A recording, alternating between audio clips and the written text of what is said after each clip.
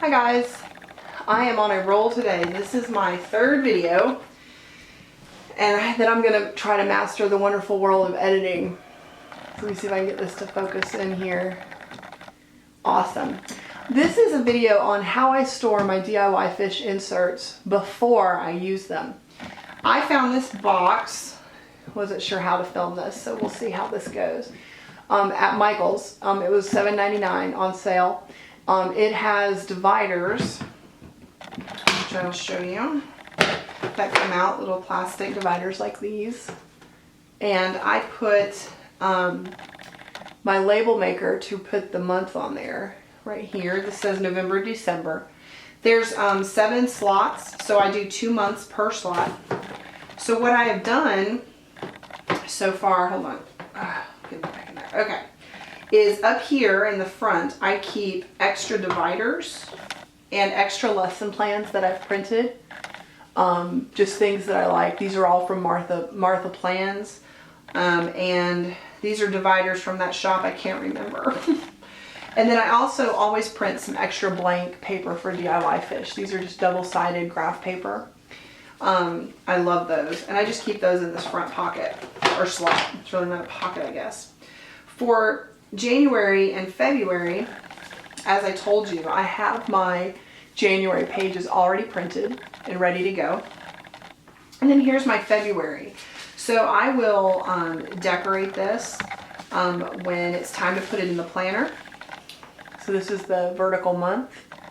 And this is what the new one looks like. It's a long list on one side and an open space on the other. And what I did with these was I was having trouble getting these to print. And so I used the A4 layout to get them printed.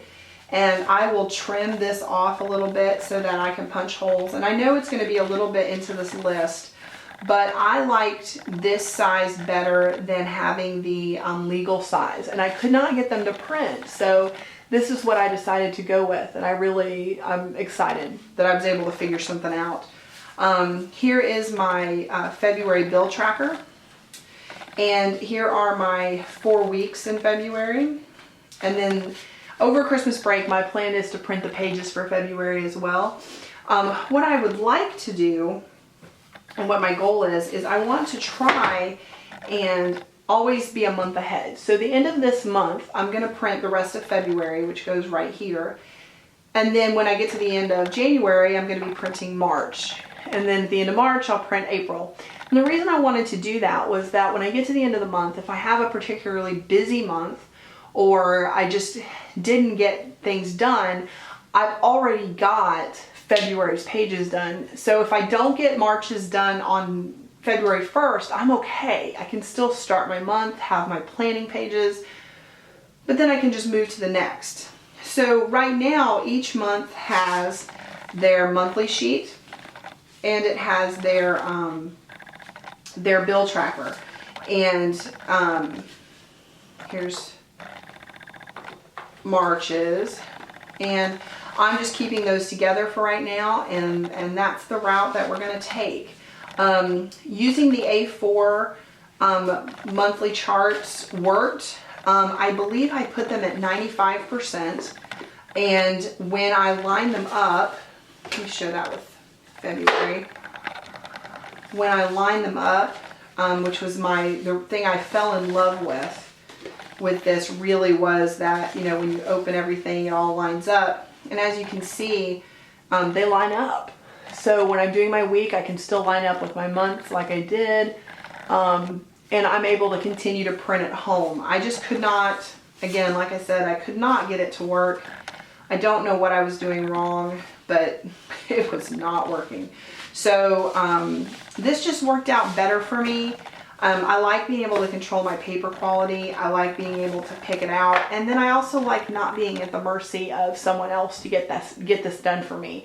I know there are some great people on the Fish Facebook page that do this, and that's awesome. I looked into it until I spent some time and figured it out. I just couldn't, I already buy 3 sets from Fish, and then on top of it, to have somebody do it, I just could not justify it for myself. But I think it's awesome that that's an option for people that need it, or that don't have printers, or just don't have the time. I mean, I completely understand, and at some point I could totally see myself doing that if I didn't have the time. But after getting over that initial learning curve, I've been able to do it myself, and I'm very proud of myself. I think it helps me take a lot of pride in my planner, that I did it all myself and I got it done. So I'm enjoying that process. I think it's really great, and the fish community has been really amazing. Fish is really awesome. She's very responsive, and tries to work with you if she can. And then the Facebook community has been awesome. Every time I've had a problem, I've asked a question, I've gotten great responses. Some of the ladies that do the printing and cutting were even willing to help me figure it out, which I thought was great. But I have everything in this box for the year. I don't know if you can actually see, but you know, they're all divided, the months are marked. I just keep them in here, so when I print them, and if I can't get everything done right away, I simply stick them in here and get to them later. I know where they're at, and I also know that they can't get messed up or dirty, or you know, things like that. So that's been really great. It clips, and that's what I'm doing. And so far it's working really, really well for me. I like it a lot. If you have any questions, let me know. Again, this was I believe it was a photo organizer. It's really big though. I mean, it holds 5 by 7, but you could use it for anything. But I got the idea, and I thought this would be perfect, and it works. And then I can just use it next year when I get the new inserts and go through. I use 3 sets of Fish's inserts. I use the A5 Day on 2 page version 2.2.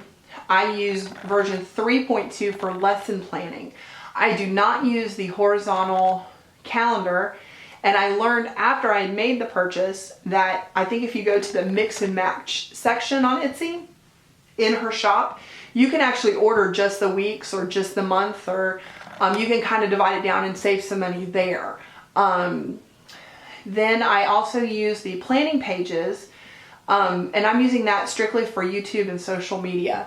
I try to keep these things separate. I don't want YouTube to take the place of something, you know, lesson plans or whatever. And I keep my lesson plans for the year in my state. That's all I'm required to do. So I just keep up with everything. Now we do classical conversations, so I have my challenge guide or my foundations guide, so I don't have to have specific lesson plans, but that's another video, I'm sorry. But anyway, this is how I store my pages. This is what I'm doing. I find it's working really well. I'll probably do an update video in a couple months, but yeah, it was really cool, and it works out, and everything's nice and neat, and I know exactly where it is when I need it. I hope you guys have a great Christmas and a Happy New Year, and I look forward to talking to you guys again soon. Bye.